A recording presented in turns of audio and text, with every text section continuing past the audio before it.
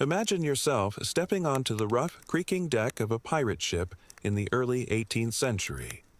The year is somewhere around 1717, often called the Golden Age of piracy. But there is very little golden about it. What most people today imagine when they think of pirates, gleaming treasure chests, freedom on the seas, endless rum, and adventure, is in truth a world painted by novels and movies. The actual life of a pirate was filled with discomfort, illness, and monotony. From the moment you wake up, if you manage to sleep at all in the cramped, damp quarters below deck, you are reminded that this is not a place of freedom and romance. The air below deck is heavy and foul, thick with the smell of sweat, damp wood, unwashed bodies, and the sour stench of stale water mixed with rotting food. Rats scurry along the beams, and cockroaches crawl across the hammocks.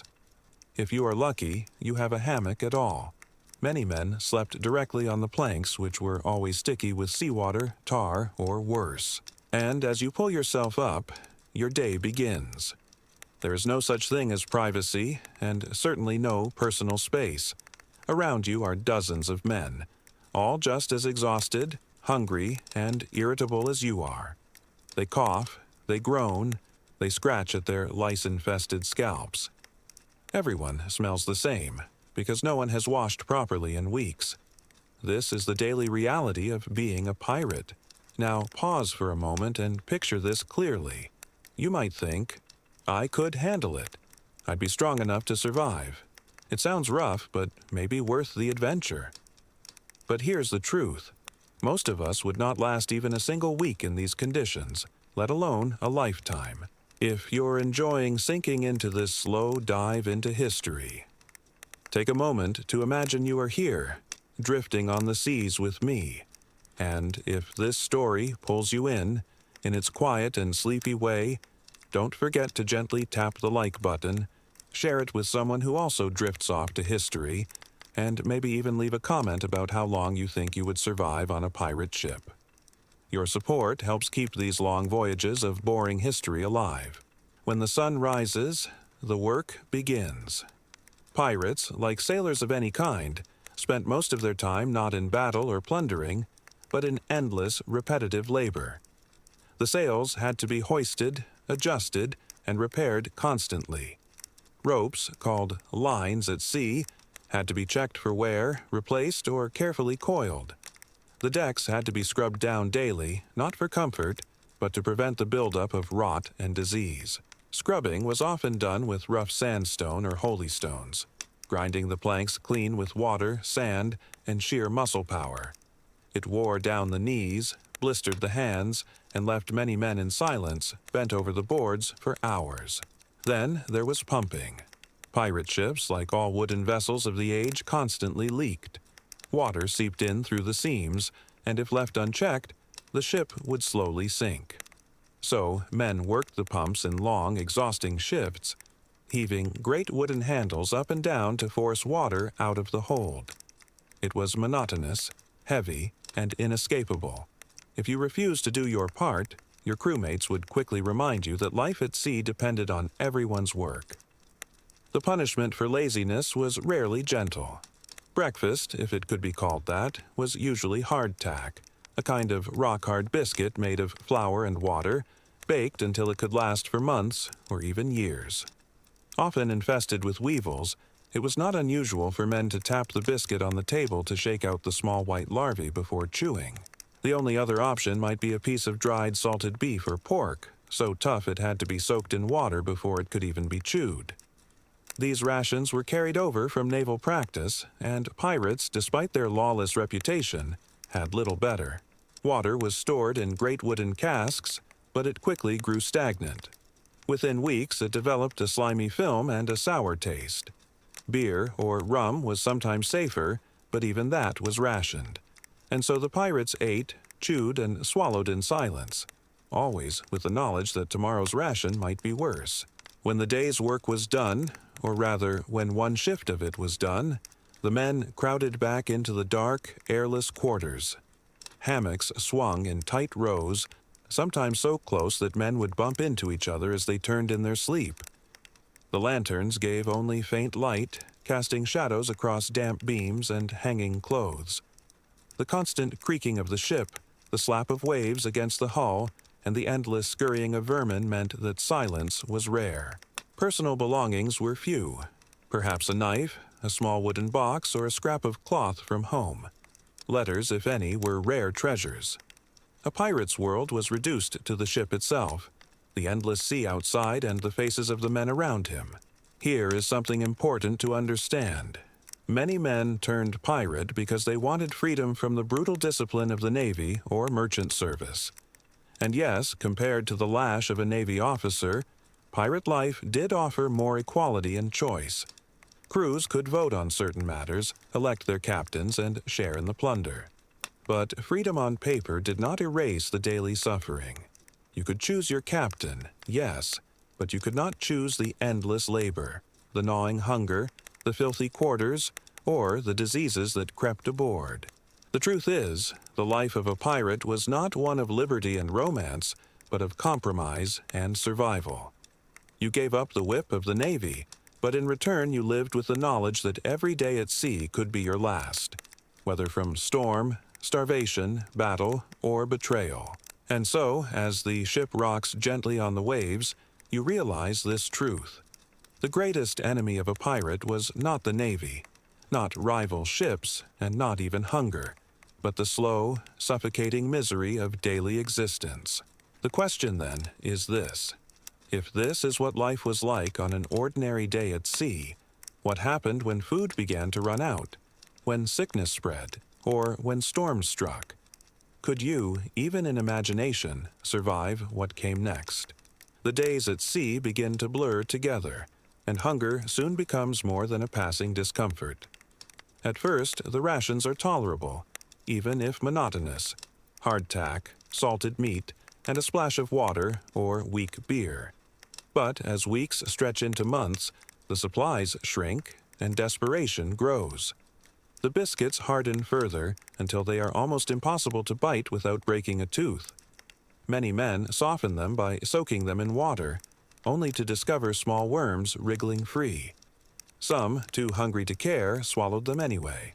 Others pinched their eyes shut, crushed the insects between their teeth, and carried on. The meat was no better.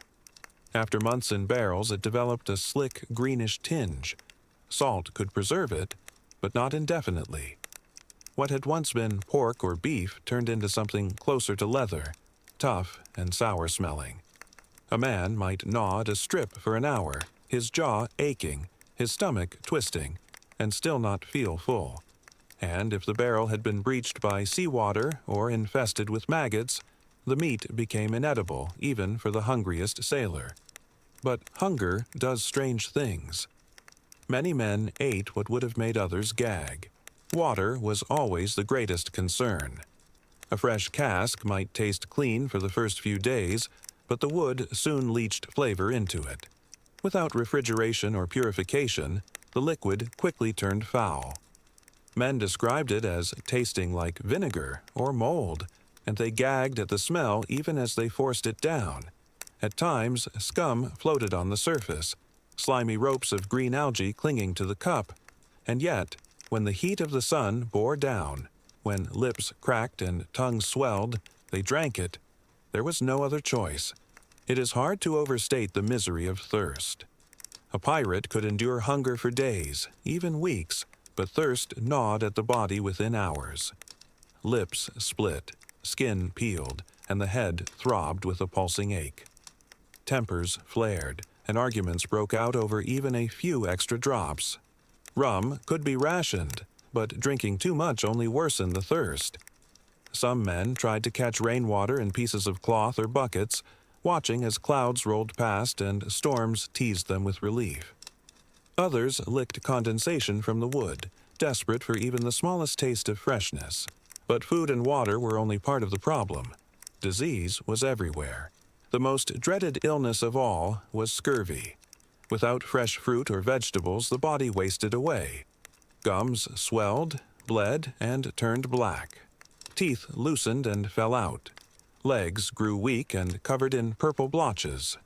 Wounds refused to heal, and men collapsed under the weight of their own bodies. Scurvy killed more sailors in the age of piracy than battles or storms ever did, and yet few understood its cause.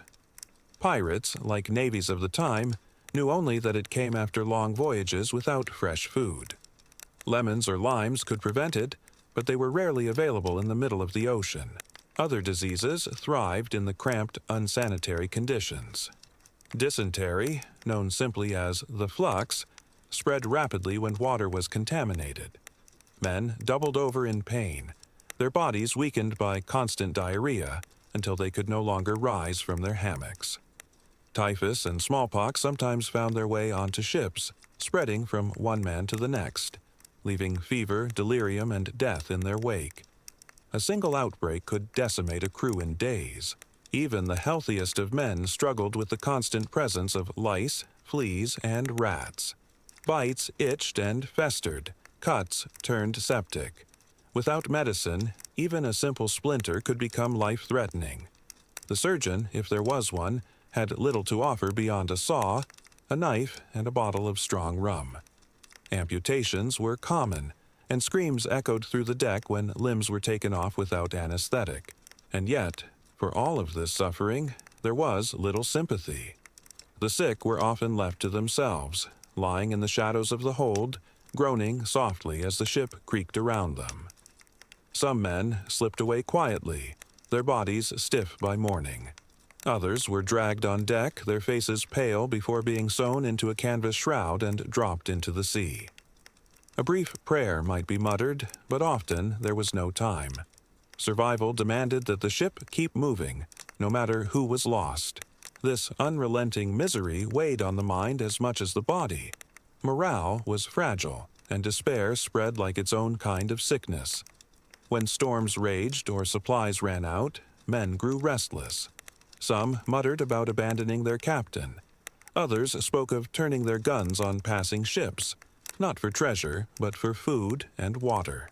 Hunger had a way of erasing codes, promises, and even loyalty.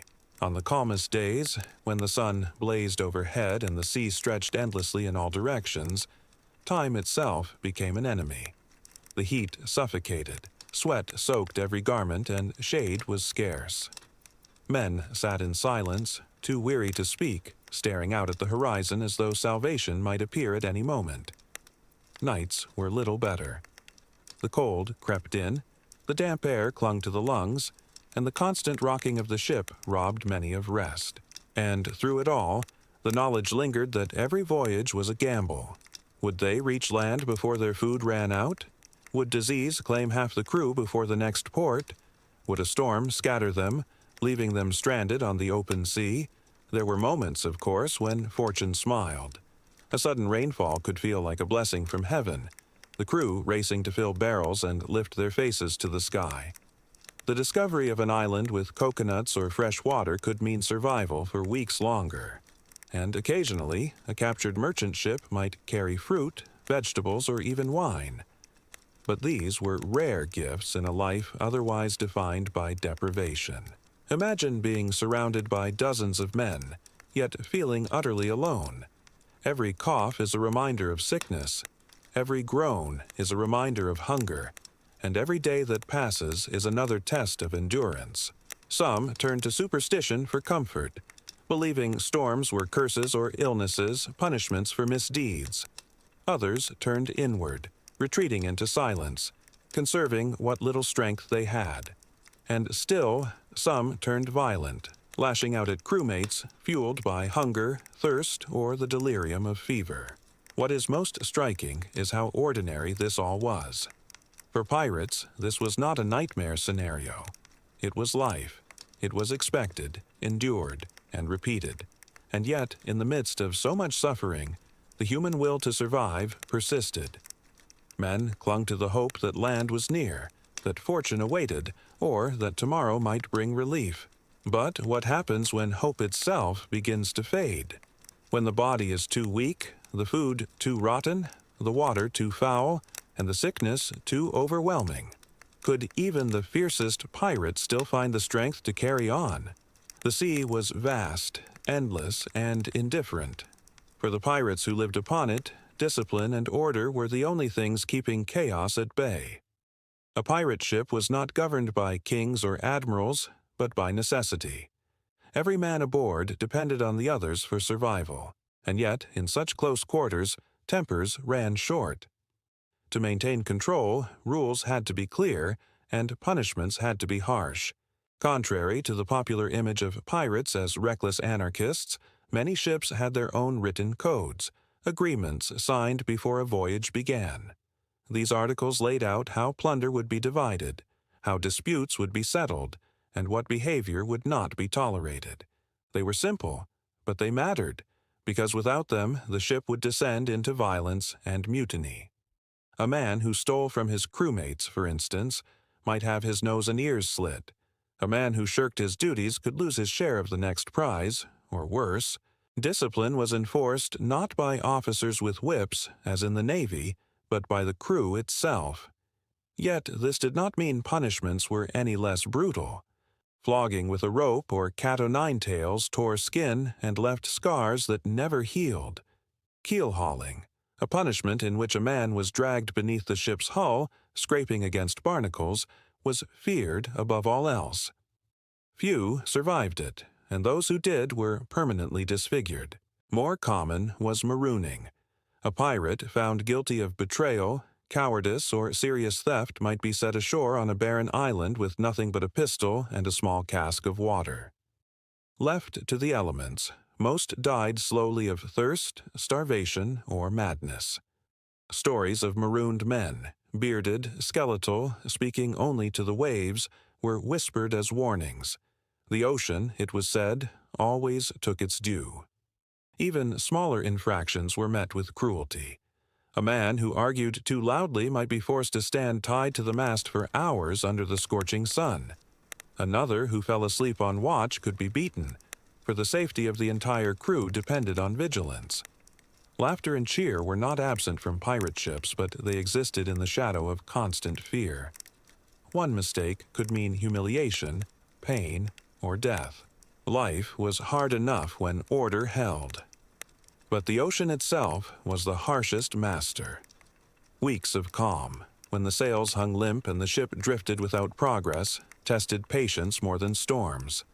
The heat baked the deck until bare feet blistered. The men lay in silence, staring at the horizon, praying for even a whisper of wind. With food dwindling and water spoiling, despair deepened. Some believed they were cursed. Storms brought the opposite terror. Dark skies rolled in, winds howled, and the ship was tossed like a toy. Men scrambled up rigging slick with rain, clinging with bleeding hands as waves smashed against the hull. Lightning illuminated faces contorted with fear, and thunder drowned out prayers. In such moments, the ocean reminded every pirate that they were small, fragile, and utterly powerless. Between storms and calms came the monotony of endless ocean. Days blurred into one another. The horizon stretched in every direction, unbroken except for the occasional flock of seabirds or the sight of a distant ship. Some men stared at the waves until they swore they saw faces in them. Others muttered to themselves, rocking gently in hammocks, minds unraveling in the isolation. And always, the fear of pursuit lingered. A merchantman spotted on the horizon could be a prize, or a trap. A ship bearing the flag of the Navy could spell doom. In such encounters, pirates relied not only on courage but on discipline. Guns had to be manned, sails adjusted, and every man ready to fight. Those who failed to do their part were remembered, and punishments often followed swiftly. Yet, for all the misery, there were brief glimmers of life beyond suffering. A stolen moment of music played on a fiddle, a shared song rising from weary throats, or a cup of rum passed between hands brought fleeting comfort. These small joys reminded the men of who they had been before the sea swallowed them. Farmers, carpenters, fishermen, sons. For a moment they laughed, forgetting the hunger and the lash. Still, such moments were fragile. The ocean always reclaimed its dominance. The creak of the hull, the crash of the waves, the cries of gulls, these sounds formed the backdrop of every pirate's existence. Each sunrise and sunset blended into the next until time itself seemed to disappear. Weeks became months, and months became years, and still the horizon remained the same. Discipline, punishment, and the endless ocean created a world that few could endure for long. Some pirates grew old at sea, their bodies hardened, their spirits dulled by the monotony. Many more perished, by disease, by storm, by blade, or by the cruel hand of their own comrades. And as you imagine yourself standing on that deck, salt spray stinging your face, you might wonder, could you truly endure it? Could you survive the lash, the hunger, the storms, and the endless horizon with no land in sight? For the truth is this: most who dream of piracy today would not last a week. And yet, the men who did endure shaped an era, leaving behind stories that, even centuries later, still drift across the waves. Story 2: Pirate Democracy, the Myth and the Reality. Section 1. Pirates have long been remembered as rebels, outlaws who defied kings, merchants, and empires alike. Yet, behind the image of reckless raiders lurks a surprising truth. Many pirate ships were among the most democratic institutions of their time. In an age when monarchs ruled with absolute power, when ordinary sailors in the Navy lived like slaves, pirates often enjoyed a kind of equality that few men on land could imagine.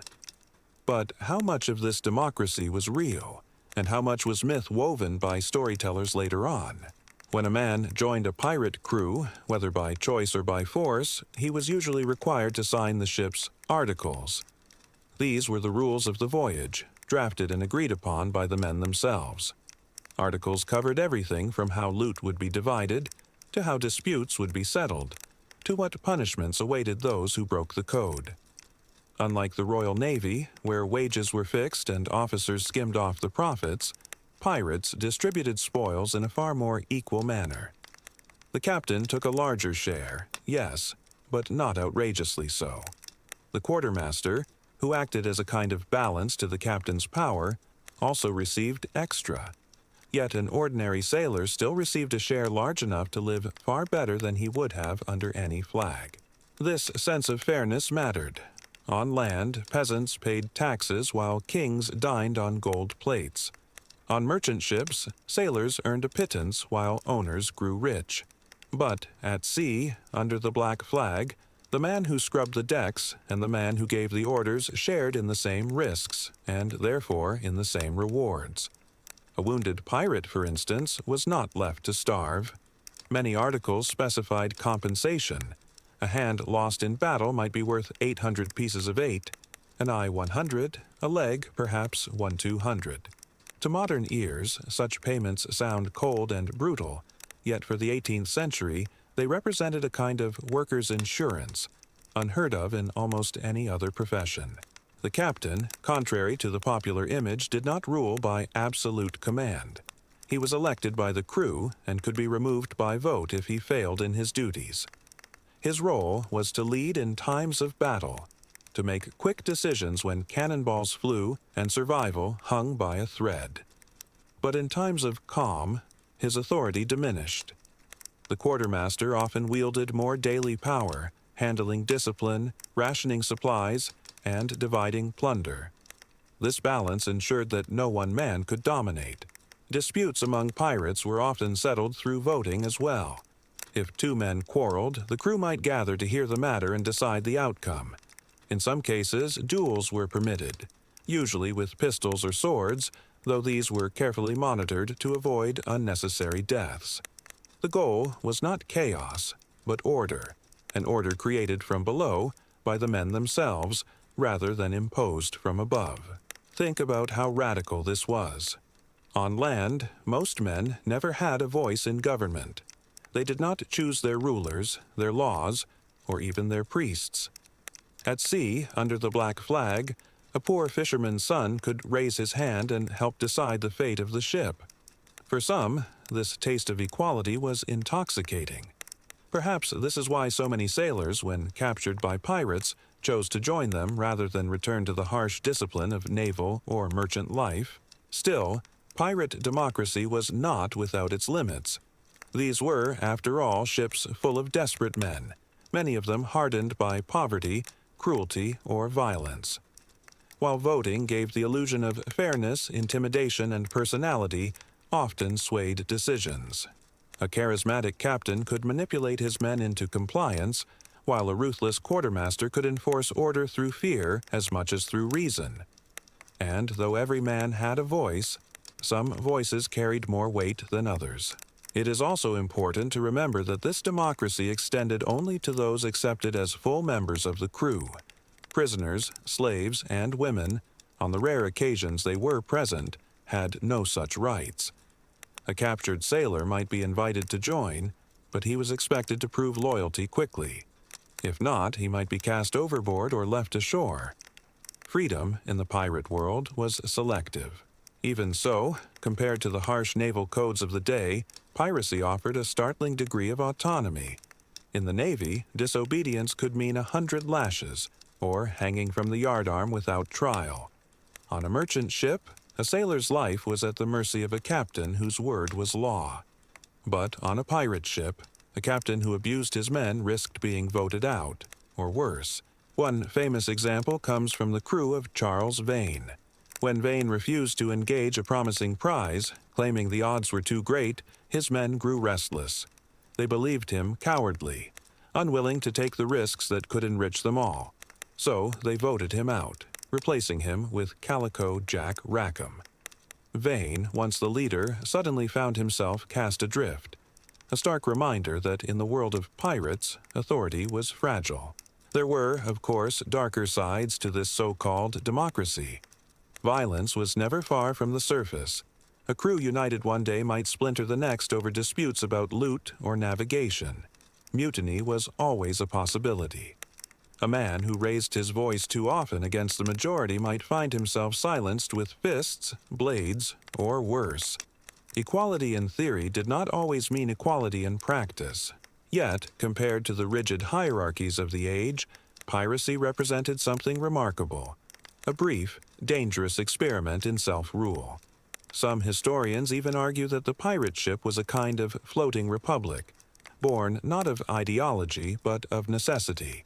These men needed one another, and in the lawless waters where they sailed, survival depended on cooperation. Perhaps this is why tales of pirate democracy continue to fascinate. They remind us that even in the most brutal of circumstances, humans sought fairness. They remind us that in a world ruled by kings and merchants, a ragged band of outlaws dared to govern themselves. And they leave us with a question. How real was this democracy? Was it truly a brotherhood of equals, or just another form of power dressed up in the language of fairness? As you listen to this story, drifting deeper into thought, you might wonder, would you have raised your hand among them, voting with the crew, sharing equally in the spoils and the risks? Or would you, like many, have been silenced by stronger voices? Your fate decided by others beneath the black flag? And before we move further, if you're enjoying this quiet journey into the forgotten corners of history, you can show your support in a simple way. Leave a like, share this tale with someone who enjoys drifting to sleep with the past, and subscribe so you won't miss the next voyage. Just as the pirates relied on their crew, I rely on you to keep this journey alive. But remember, we have only just touched the surface.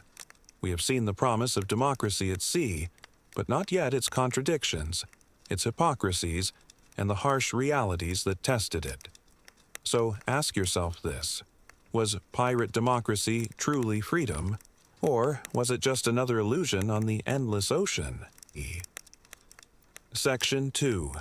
Cracks in the Brotherhood and the Limits of Equality. When we left off, the pirates seemed almost like revolutionaries at sea, sailors who dared to share power, distribute wealth, and even vote their leaders out.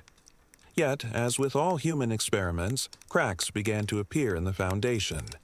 The brotherhood of pirates was not always as equal as the legends suggest, for behind the talk of fairness lurked greed, prejudice, and the eternal struggle for power. On paper, the Articles of Agreement promised justice. Loot was to be divided fairly. Injured men were compensated. Every crew member had a say. But in practice, things were rarely so simple. The lure of gold could twist even the firmest bonds of trust. A crew might begin united in purpose, yet once treasure lay glittering in their hands, jealousies festered. Who truly deserved more? The man who risked his life on the boarding party, or the man who charted the ship safely through storms? What about the lookout who first spotted the prize? Disputes over shares could quickly turn bitter. The quartermaster, entrusted with dividing the spoils, sometimes found himself accused of cheating, or worse, of keeping a portion hidden. A clever quartermaster might skim from the edges of the loot, pocketing coins before the count was made. If discovered, such treachery could lead to swift punishment. But often, suspicion alone was enough to poison the harmony of the crew. Equality also had its sharp limits. Consider the matter of race. Many pirate crews included Africans, either freed slaves, runaways, or captured men who chose to join rather than remain in bondage. On some ships, these men were treated as equals, receiving shares of the loot and full rights under the Articles. But on others, prejudice persisted. White sailors sometimes forced black crew members into harsher tasks or gave them smaller shares. While pirates were more inclusive than most societies on land, they did not entirely escape the poisons of their age. The same was true for women. Pirate legends often feature striking figures like Anne Bonny and Mary Read, yet these were rare exceptions. Most women at sea were captives or passengers on plundered ships, and their presence brought unease.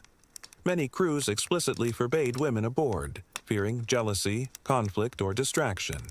In such cases, pirate democracy was for men only, brotherhood, not sisterhood. And even within this brotherhood, not all men enjoyed equal standing. Experience, charisma, and reputation weighed heavily. A seasoned sailor who had fought in many battles carried more authority than a newcomer. A man known for bravery or cunning might sway votes easily, while a timid voice could be drowned out. True equality, it seemed, was always just out of reach. Violence often settled disputes that democracy could not. When arguments grew too heated, pirates sometimes turned to duels, formal combats intended to resolve quarrels. Pistols at dawn, cutlasses drawn, or even a brutal fistfight until one man yielded. The Articles might allow such duels, provided they were carried out fairly, but fairness was never guaranteed. A crew member with more allies could easily intimidate his rival, ensuring victory before a blade was even drawn. Then there was the problem of discipline. While naval captains ruled with whips and hangings, pirates tried to rely on collective enforcement. The crew, not the captain alone, decided punishments. Yet this could lead to harsh outcomes. For theft, the sentence might be marooning, abandoning the offender on a barren island with only a pistol and a bottle of water. For cowardice in battle, a man might be whipped or even executed. The democracy that granted men a voice also gave them the power to condemn their brothers to lonely deaths beneath the sun. Stories abound of these punishments.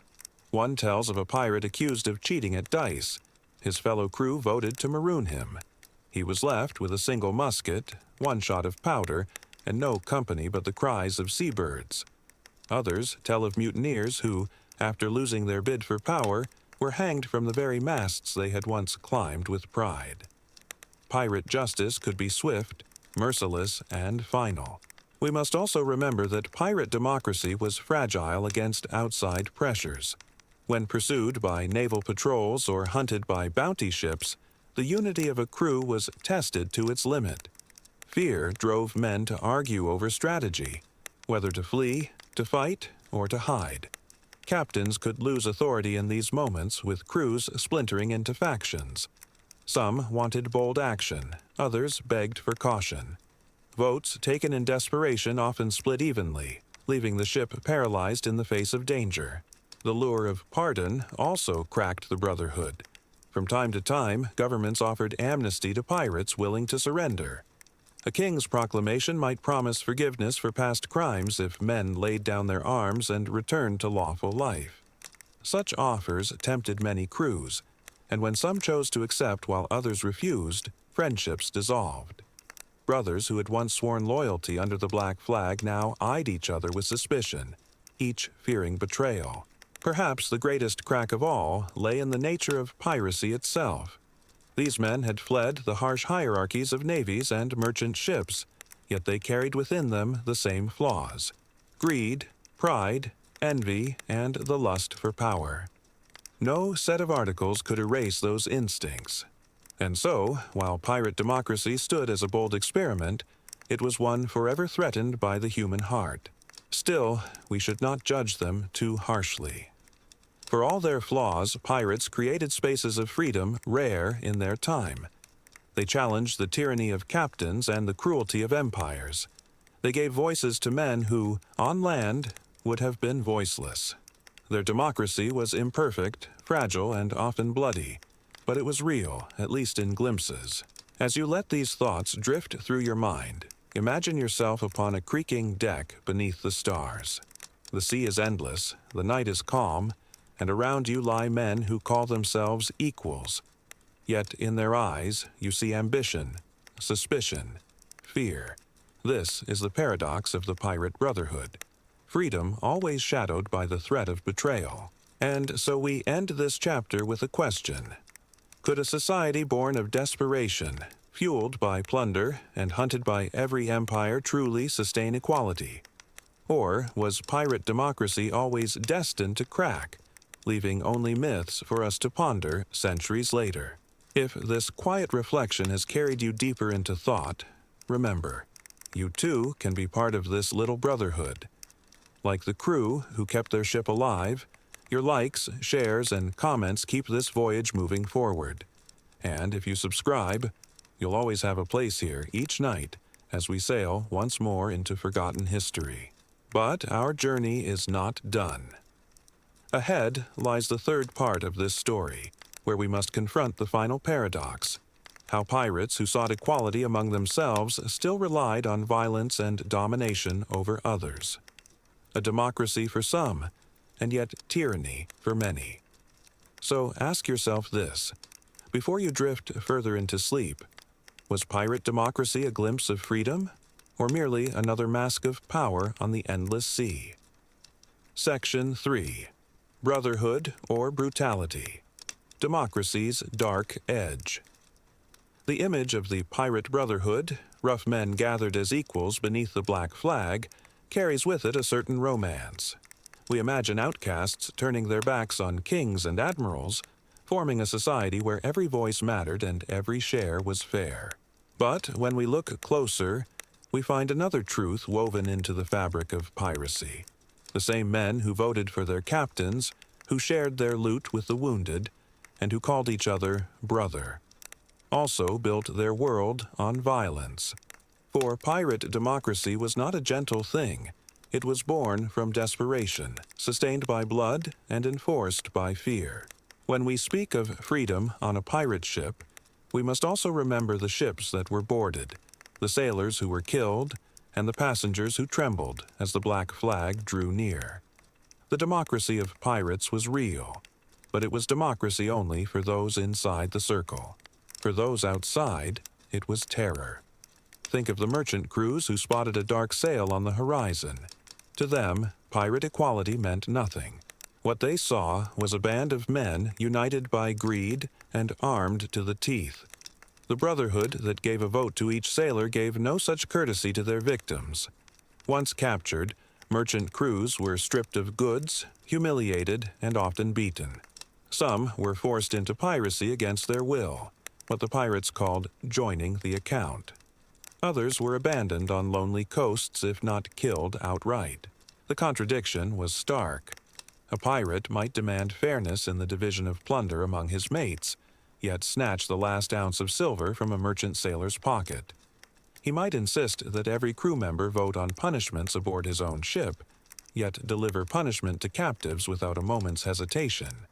Brotherhood within, brutality without. We also find darkness in how pirates treated prisoners. Some captains encouraged restraint. After all, a reputation for mercy could lead to quicker surrenders. but others delighted in cruelty. Sailors taken prisoner sometimes reported torture, beatings, or mock trials where pirates played at being judges. The line between performance and reality blurred. What pirates called justice was often little more than intimidation, designed to spread fear across the seas. Then there was the matter of slavery. Many pirates freed enslaved Africans from captured ships, offering them a place in the crew. Some even rose to respected positions, proof of piracy's strange inclusivity. Yet others simply sold the captives at the next port, profiting from the very system they claimed to despise. Pirate democracy, then, could both liberate and enslave, depending on the mood of the crew and the demands of profit. Violence also shaped life within the Brotherhood. As we have seen, equality had limits, and disputes could turn bloody. But more than that, pirates often glorified violence as a means of binding the crew together. Battle was their proving ground. To show cowardice was to lose one's place. To show brutality was to gain respect. The articles that promised fairness also demanded ferocity in combat. A man who hung back during a boarding party could be whipped or even killed by his own brothers. And yet, paradoxically, this shared brutality created loyalty. Facing danger together forged bonds stronger than any written agreement. A pirate who stood shoulder to shoulder with his mates in a storm of musket fire could trust them in other matters too. In this sense, violence was not only destructive, but also creative. It built the very brotherhood that sustained pirate democracy. Still, the shadow of fear lingered. For even within the crew, safety was never guaranteed. A vote could elevate a man to captain one day and condemn him to death the next. Mutinies, duels, and accusations of betrayal haunted every voyage. The ocean itself was endless, merciless, and wild, but so too was the human heart. This duality, brotherhood and brutality, was perhaps the truest essence of pirate democracy. It was never purely one or the other. It was a fragile balance between cooperation and domination, fairness and fear. The pirates lived in this tension daily, building their lives on trust, yet always ready to enforce order with the cutlass. Imagine, if you will, standing on the deck of a pirate ship at dawn. The sea is calm, the sky pale with the first light of morning. Around you, your brothers laugh, share rum, and speak of freedom. You feel a bond, a strange sense of belonging that you never found on a Navy ship or in a merchant hold. Yet in the same air hangs the smell of powder, the memory of screams from the last boarding, and the knowledge that tomorrow it may be your own blood spilled to keep this fragile order alive. This was the edge of pirate democracy, the sharp place where freedom and cruelty met. For those within, it was a rough kind of equality. For those without, it was terror. And for all, it was a way of life that could end at any moment, whether by a musket ball, a storm, or the hangman's noose. In the end, pirate democracy reminds us of a truth that stretches beyond the sea. Every human experiment in equality is shadowed by the possibility of power and violence. The pirates showed us that men could govern themselves, share fairly, and demand a voice. But they also showed us how fragile such freedoms are, how easily they turn to cruelty when threatened by greed or fear. And so we close this story with a lingering thought. Was pirate democracy a beacon of freedom on the waves, or simply another mask worn by the old human hunger for dominance? Perhaps it was both, an experiment that burned brightly, briefly, and then was snuffed out by the very empires it defied. As you drift towards sleep, let the image remain in your mind. A black flag against a pale sky. A brotherhood bound by both equality and violence, and the endless ocean whispering its secrets to those who dared defy the world. And tomorrow, when we set sail again, we will turn to a new story. Another quiet corner of history where myth and reality intertwine. For now, rest, knowing that even in the darkest tales, there is something to be learned and something to be dreamed. Story 3. The Pirate Ship as a Floating World Section. 1. Building the ship, rigging, and the basics of pirate vessels. When you picture a pirate ship, perhaps the first image that comes to mind is a black flag fluttering against the wind, cannons bristling from the sides, and a sleek vessel cutting through the waves at terrifying speed. But the reality of these ships was far more ordinary and far more tedious. Most pirate ships were not purpose-built war machines. They were stolen merchant vessels, refitted and reimagined for a life of crime upon the seas. And that alone tells us something. Piracy was a world of improvisation. The floating world of the pirate ship was cobbled together from scraps, whatever they could steal, repair, or adapt to their needs. The choice of ship mattered. Pirates preferred smaller, faster vessels rather than massive galleons. Why? Because speed was survival. A slow ship could never catch prey, nor outrun a Navy warship. Sloops and schooners were common favorites. Light, single-masted, and agile, with shallow drafts that allowed them to slip into hidden coves and coastal shallows where heavier ships could not follow. Brigantines, two-masted vessels with more room for crew and cargo, were also prized, balancing speed with firepower. But imagine being aboard such a vessel not in the heat of battle, but in the slow boredom of daily life. The creak of the timbers, the endless slap of waves against the hull, the damp smell of salt and tar. Ships were constantly alive with noise, ropes straining, sails cracking, gulls calling above. And for the pirates, every part of this ship was both tool and home. Let us pause to consider the work of rigging. The rigging of a ship, its labyrinth of ropes, pulleys, and sails, was the very muscle of the vessel. Maintaining it was endless labor. Lines had to be coiled, tar brushed to prevent rot, sails patched, and masts scrubbed. Every pirate was expected to know his place in this system. Climbing the rigging was dangerous, slick with salt spray, the ropes biting into bare hands, the ocean yawning below. And yet, this was routine. The hull, too, demanded constant attention. Wooden ships leaked. Not sometimes, but always. Crews worked the bilge pumps daily to keep water from rising. Worms burrowed into planks, rot crept into beams, barnacles slowed the hull. In many ways, a pirate's greatest battle was not against the Navy or rival crews, but against the relentless decay of the sea itself. Weapons were added to these vessels. But here again, piracy was improvisation. Cannons might be scavenged from captured ships, mismatched in size and age. Gunpowder was precious, iron shot even more so. A pirate captain could not afford a grand broadside duel against a naval frigate. Better to use the threat of cannons as intimidation than rely on speed to escape. Even the infamous Black Flag was a product of this improvisation. Known as the Jolly Roger, it was often homemade, stitched from scraps of cloth, painted with crude symbols of skulls or hourglasses. Its purpose was psychological, a signal that resistance would bring no mercy. For many merchants, the sight of it was enough to surrender without a fight.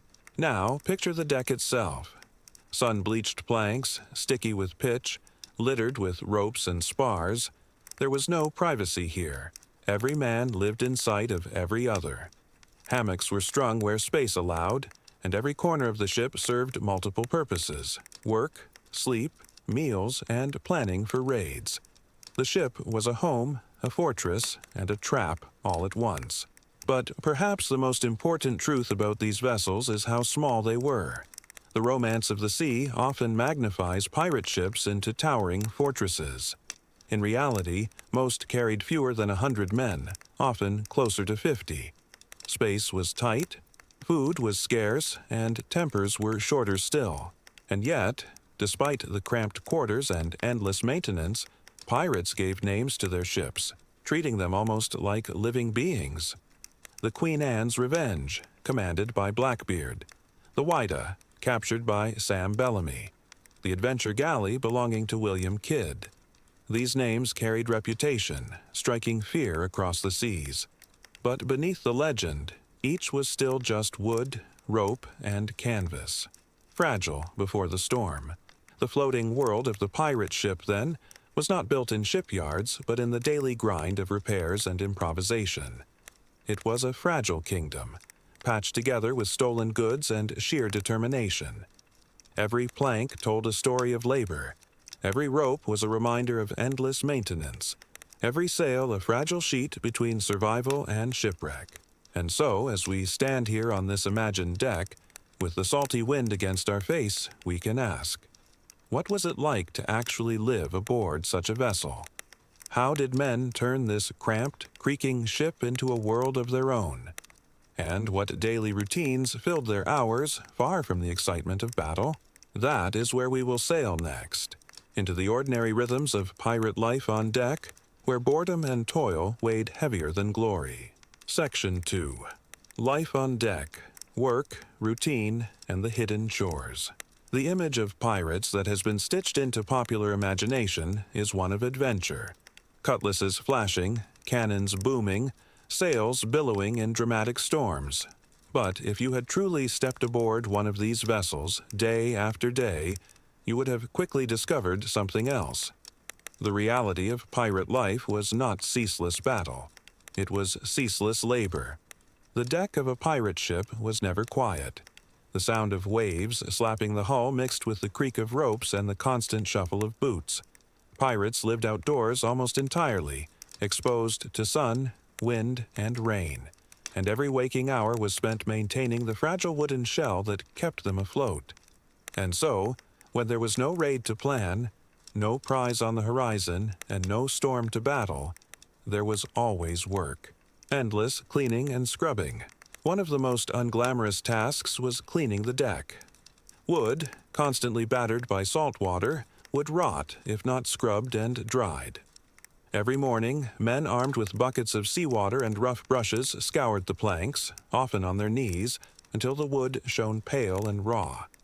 They called this holy stoning the deck, because the stones used resembled prayer stones. It was backbreaking, repetitive work, and yet it was essential. Imagine the monotony, scraping away slime, tar, and the faint stains of meals long past. Day after day, the same strokes, the same salt burning into cuts on their hands. Yet without this dull ritual, the ship itself would not last long. Ropes, sails, and constant repairs. Beyond cleaning, there was the rigging, the veins and arteries of the vessel. Sailcloth tore often, sometimes from storms, sometimes simply from the strain of wind. And so, sewing needles and canvas patches became just as important as pistols and swords. Pirates stitched and patched endlessly, their fingers stiff from salt and cold.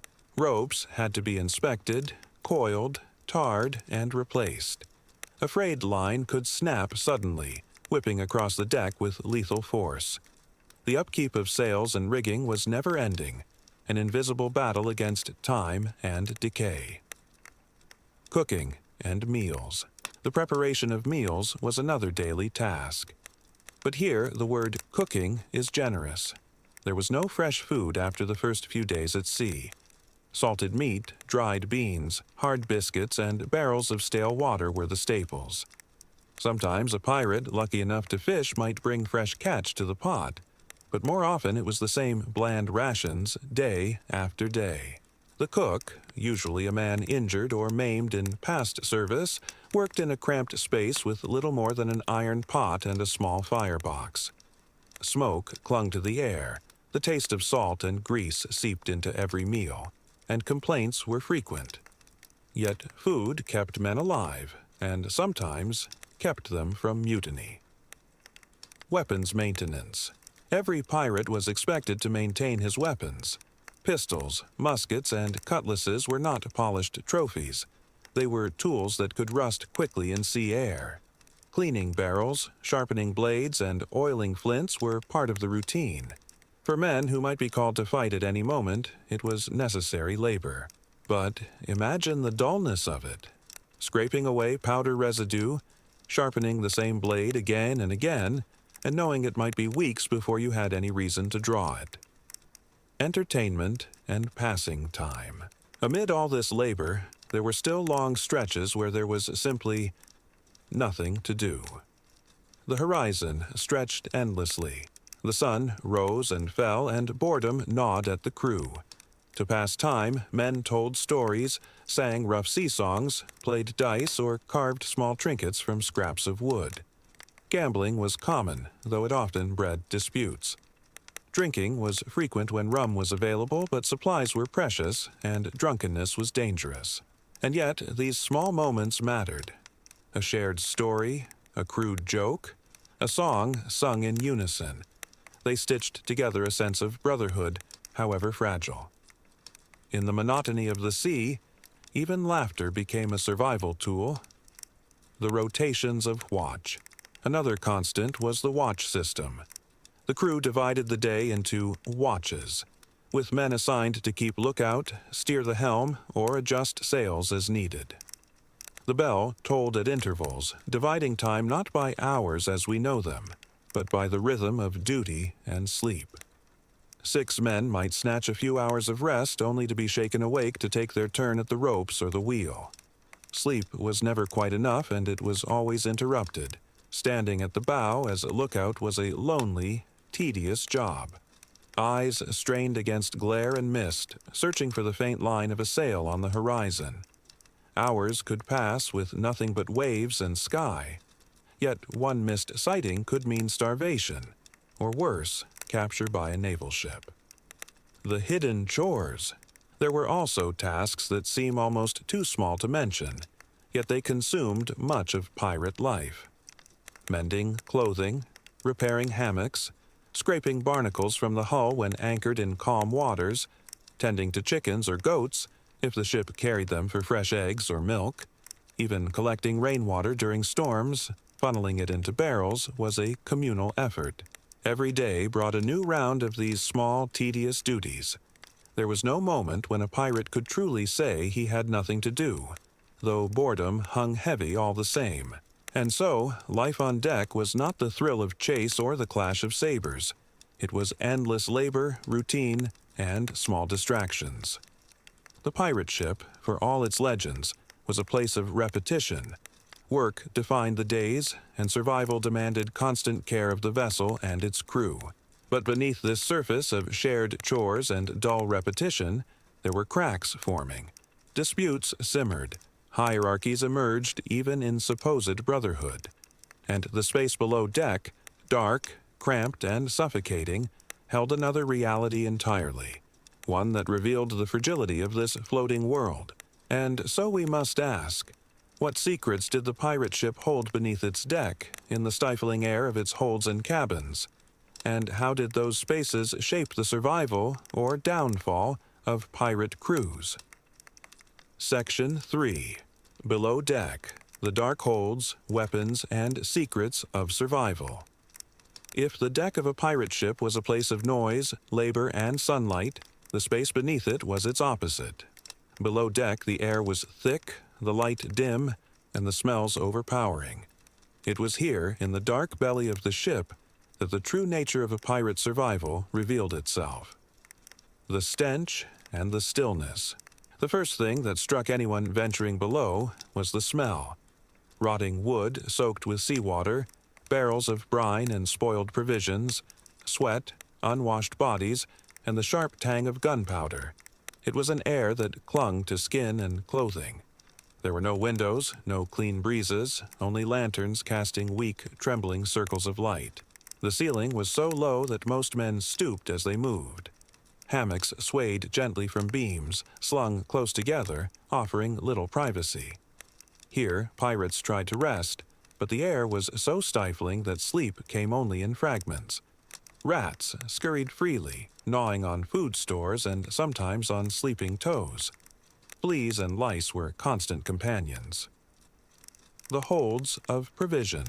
At the heart of the lower deck lay the provision stores, the barrels of salted meat, sacks of beans or peas, and casks of hardtack biscuits. These were guarded carefully, for they meant the difference between life and starvation. But provisions never stayed fresh. The biscuits, after a few weeks, were riddled with weevils. The salted meat grew slimy. The beans sprouted mold. Still, men ate what was given. Hunger dulled disgust. Pirates joked about the crunch of bugs in their bread, calling them extra meat. It was a dark humor, but necessary to keep despair at bay.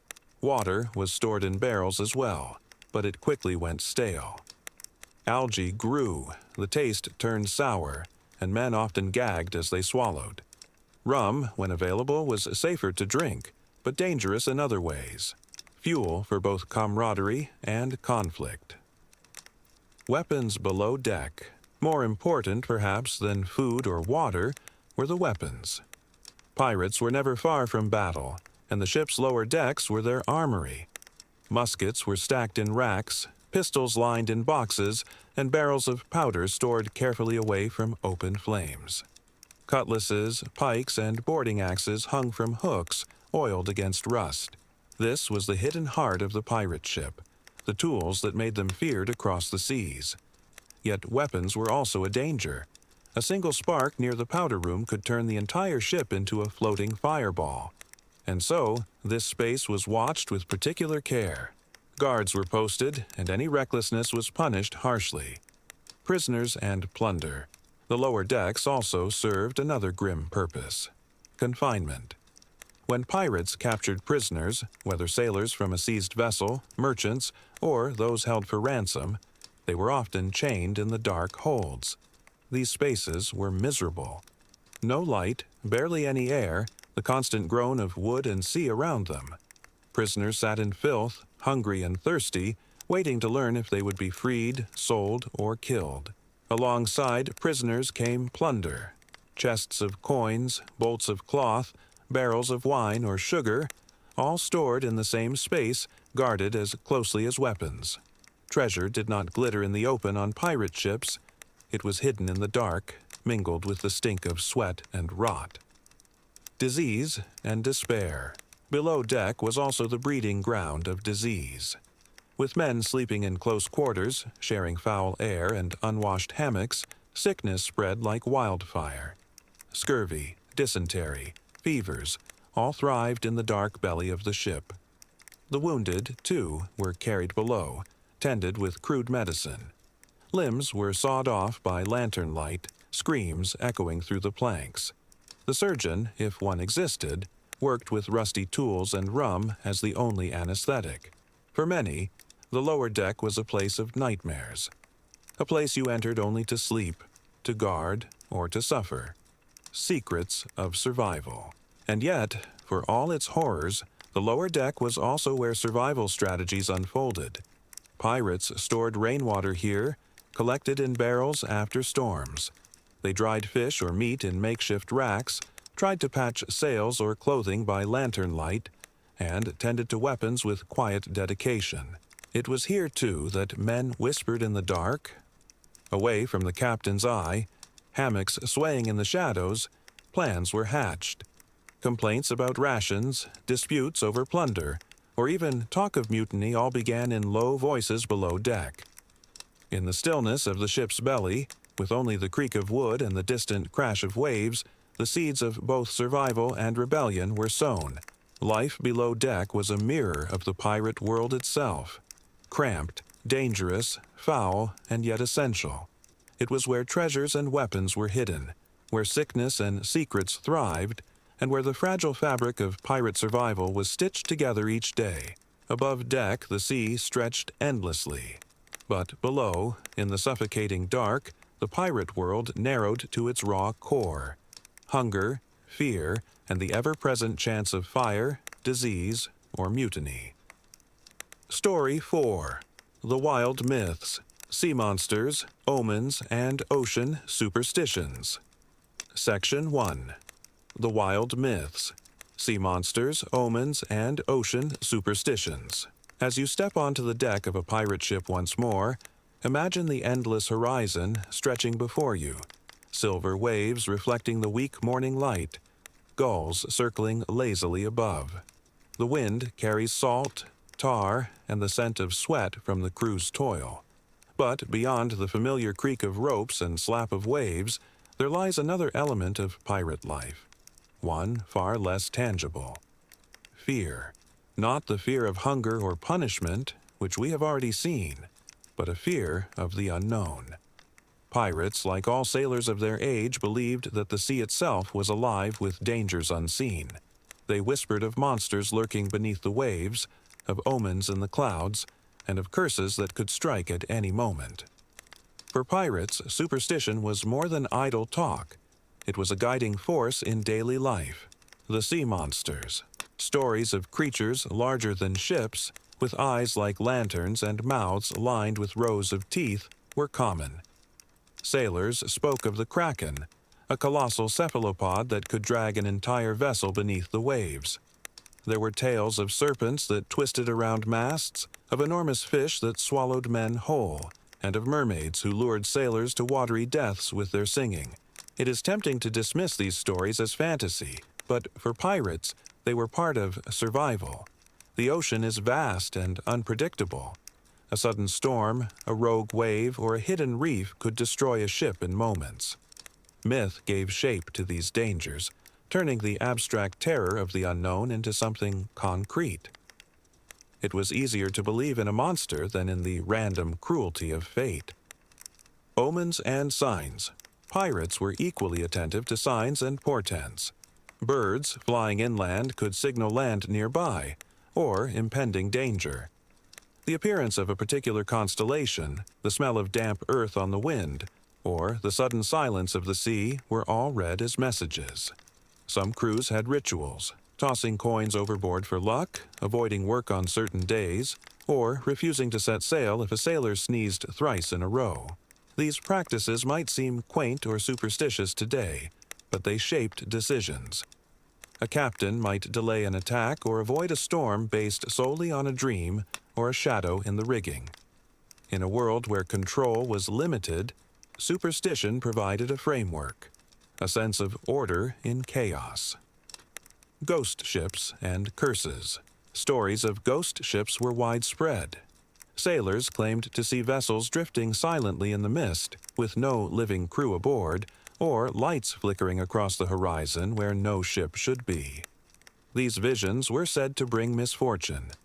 Pirates often spoke of cursed treasure, the kind that could bring death to anyone who touched it. One infamous tale concerned the ship the Flying Dutchman, doomed to sail forever, its spectral crew trapped in eternal torment. While the story may have grown over centuries, the warning it carried was clear. Greed and hubris carried consequences, even in the realm of superstition. The psychology of fear. For pirates, these myths were not just stories. They were tools to shape behavior and maintain order. Fear reinforced caution, obedience, and shared rituals. A crew that ignored omens risked mutiny, disaster, or both. Belief in monsters and curses kept men alert and attentive, transforming superstition into a mechanism of survival. Imagine standing on deck at night, the moon casting silver shadows on the water. The waves whisper, gulls are silent, and the rigging creaks unnaturally. Somewhere below, a lantern flickers across the dark planks. You might think you see a shadow move in the water, larger than any fish you have ever known. Is it imagination, fatigue, or something more? For the pirates, the answer didn't matter. The fear itself was the teacher. The social aspect superstition also bound the crew together. Shared beliefs, rituals, and stories created a sense of community. When a storm approached, the entire ship might pray, toss coins, or perform a small ritual. These actions, repeated in unison, strengthened camaraderie and eased anxiety. Even the most skeptical sailor often joined in, for fear of standing alone against forces unseen. So, while these tales might seem trivial or even laughable today, they were woven into the fabric of pirate life. Monsters, omens, and curses were part of the rhythm of daily existence, influencing decisions, shaping routines, and offering a framework for understanding the perilous world they inhabited. Reflection for the listener. Pause for a moment and picture yourself aboard the ship at dusk, lanterns swinging, the smell of salt thick in the air. The horizon is a dark, shifting expanse. You hear the subtle creak of rigging, the murmur of the sea, the whispers of sailors recounting tales of krakens and ghost ships. You feel a shiver, not from cold, but from the unknown. Could something truly lie beneath those waves? Could omens and portents guide life or death at sea? And so, as pirates leaned on superstition to survive the unpredictable, dangerous ocean, we are left with a quiet question for ourselves. How much of human fear, even today, is shaped by what we cannot see, control, or understand? Section 2.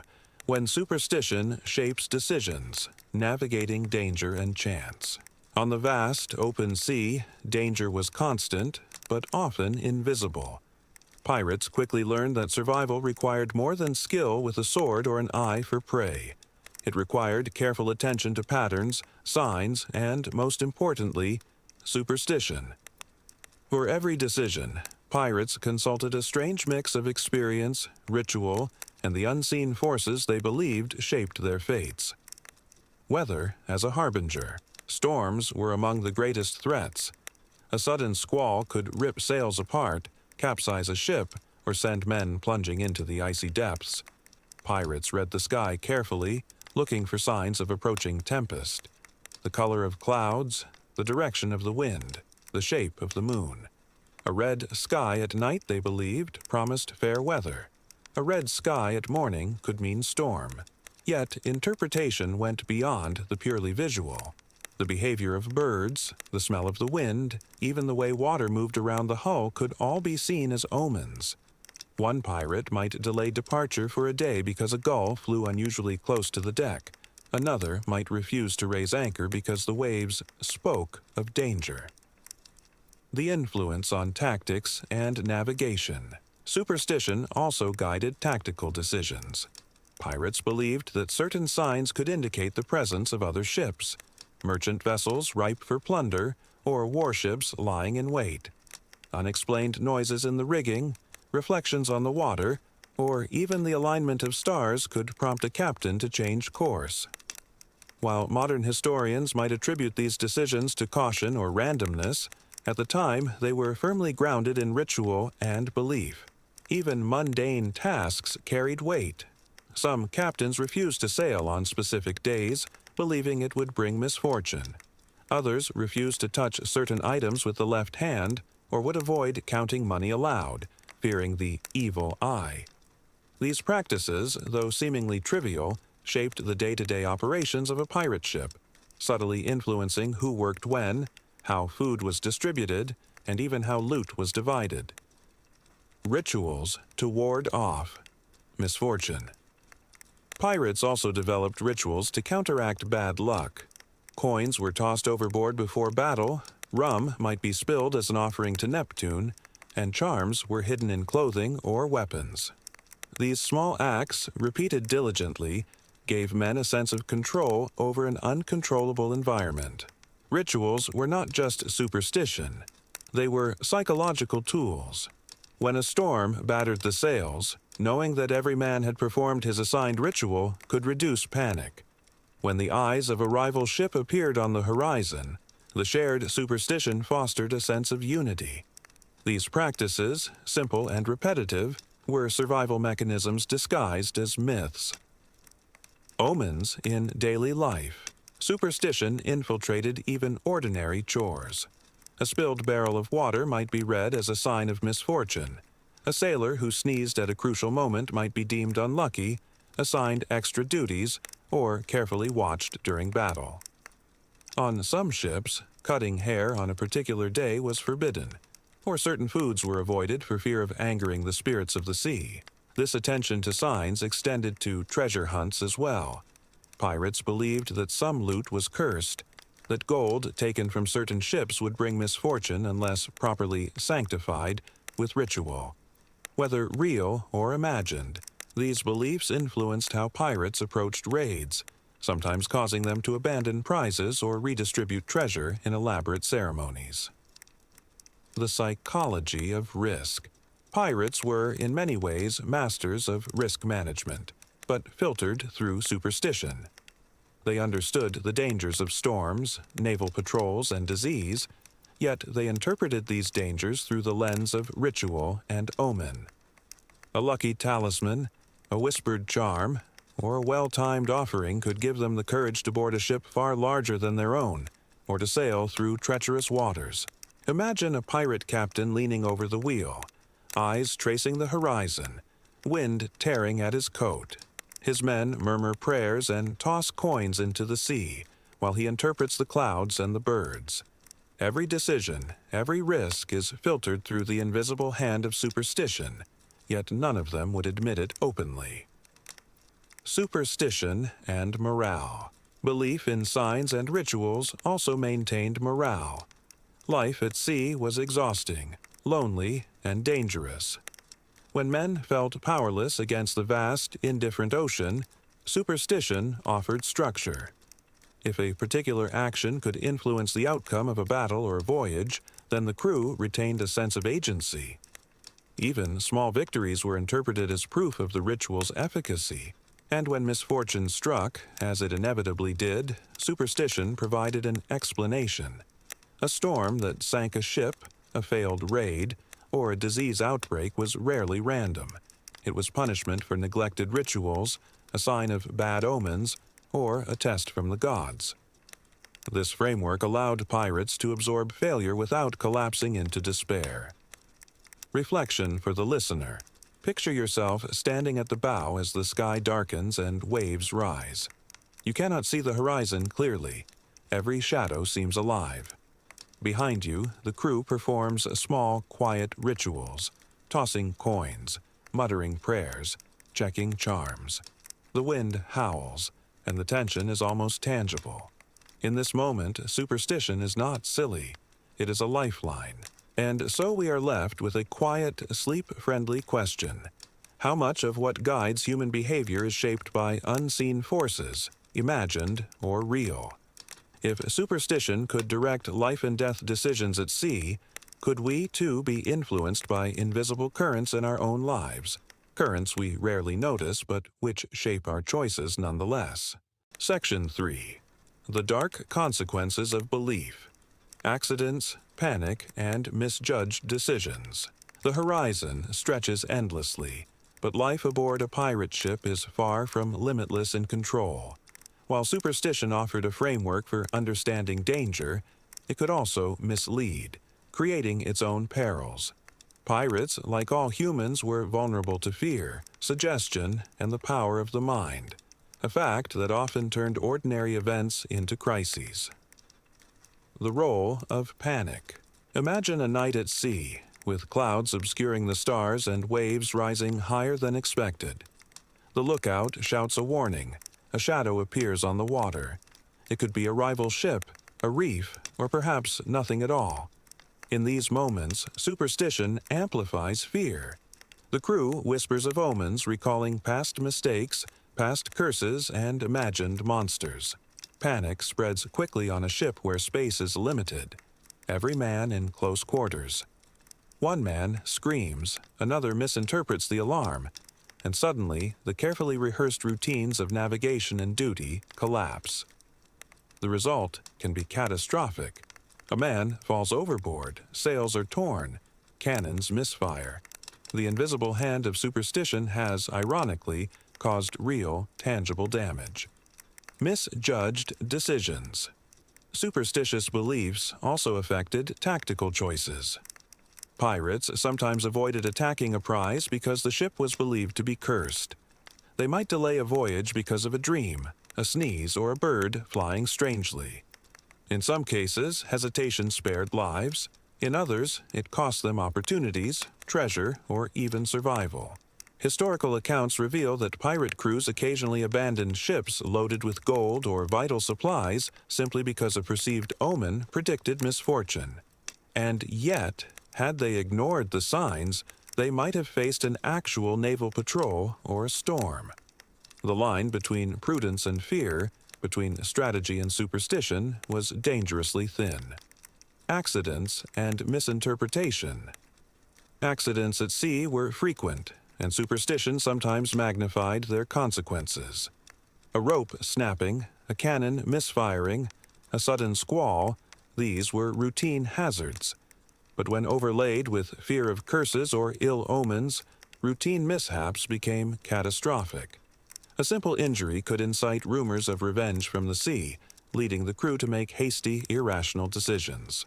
For example, if a sailor were injured while handling cargo, others might interpret it as a sign that the gods or spirits of the ocean were displeased.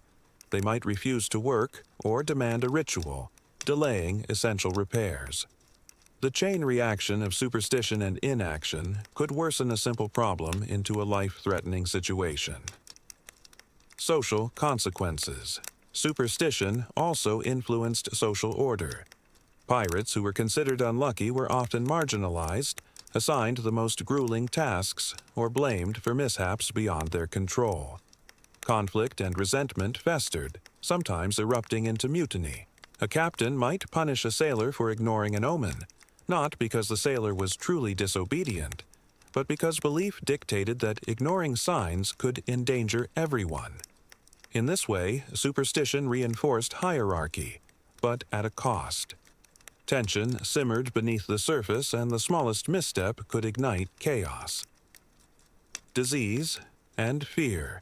Below deck, superstition compounded the dangers of disease. Pirates were aware that illness could spread quickly in tight quarters, but beliefs about curses and omens often misdirected their responses. Some thought that sickness was a punishment for improper rituals, leading to blame rather than treatment. In other cases, preventive measures, cleaning, rationing, or isolating the sick, were ignored because they contradicted superstitious interpretations. The result: outbreaks that might have been contained instead became deadly, all under the shadow of myth and fear. Scurvy, dysentery, and fevers claimed lives, not always because of the sea itself, but because superstition influenced decisions in ways that worsened survival chances. Reflection for the listener. Now, imagine standing on deck as the storm hits, lantern swinging wildly, water spraying across your face. The crew murmurs prayers, tosses coins, and mutters warnings about ghosts and monsters. Panic ripples through the tight formation, and each misstep risks lives. You realize that superstition, while comforting, can amplify danger rather than prevent it. For pirates, the ocean was both enemy and teacher. They learned that belief could guide them, but it could also mislead, turning ordinary hazards into extraordinary threats. The line between caution and fear was so thin that every decision felt like a gamble with fate. And so, as you drift into thought with the waves beneath the hull, consider this quiet, sleep-friendly question. How often in our own lives do unseen beliefs, assumptions, or fears shape our decisions? Sometimes with consequences we cannot predict. For pirates, superstition was survival, and, paradoxically, sometimes a trap. Story 5. The Pirate's Code. Rules, Rivalries, and Survival at Sea. Section 1. The Pirate's Code. Rules, Rivalries, and Survival at Sea. Imagine standing on the deck of a pirate ship once again, the salty spray in your hair, the endless horizon stretching before you, and the creaking of wood beneath your feet. Life at sea is harsh and dangerous, and you quickly realize that survival is not just a matter of skill, strength, or luck. It is also a matter of rules. Rules that pirates created for themselves, sometimes called the Pirate's Code. Despite their fearsome reputation for lawlessness, pirates operated within a framework of agreements. These codes were not written by governments or kings, but by the pirates themselves, designed to maintain order, fairness, and survival aboard the ship. Without these rules, life on a vessel with dozens of restless, hungry, and armed men would have descended into chaos almost immediately. Origins of the Code. The Pirate's Code, or Articles, varied from crew to crew. Some were short and simple, others detailed and strict. They covered everything from how treasure was divided to what punishments were imposed for disobedience. The codes reflected the necessities of life at sea: equality among men, accountability, and mechanisms for resolving disputes. For example, a common article might state that all plundered goods were to be shared equally, with specific shares allotted to the captain, officers, and crew. Other articles prohibited fighting aboard ship, mandated daily maintenance duties, and required compensation for injury. Pirates were pragmatic. They knew that a fair system kept men loyal and reduced mutiny. Equality and limits. Pirates prided themselves on a sense of democracy that was rare for the time.